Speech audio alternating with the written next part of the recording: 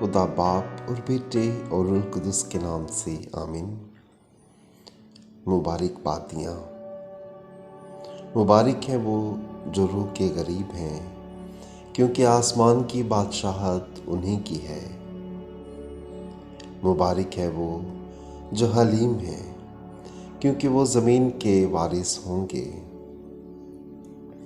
मुबारक है वो जो गमगीन हैं, क्योंकि वो तसल्ली पाएंगे। मुबारक है वो जो रास्ते के भूखे और प्यासे हैं, क्योंकि वो आसूदा होंगे। मुबारक है वो जो रहम दिल हैं, क्योंकि उन पर रहम किया जाएगा।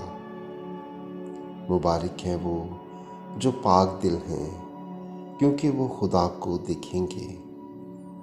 मुबारक है वो जो सुलह कराते हैं, क्योंकि वो खुदा के फर्जंद कहलाएंगे।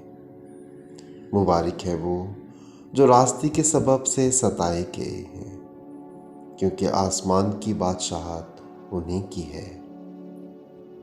मुबारक हो तुम जब मेरे सबब से लोग तुम्हें लान तान करें और सताएं और हर तरह की बुरी बातें तुम्हारी निस्बत नाहक कहें। खुश हो और खुशी करो, क्योंकि आसमान पर तुम्हारा अजर बड़ा है। आमीन।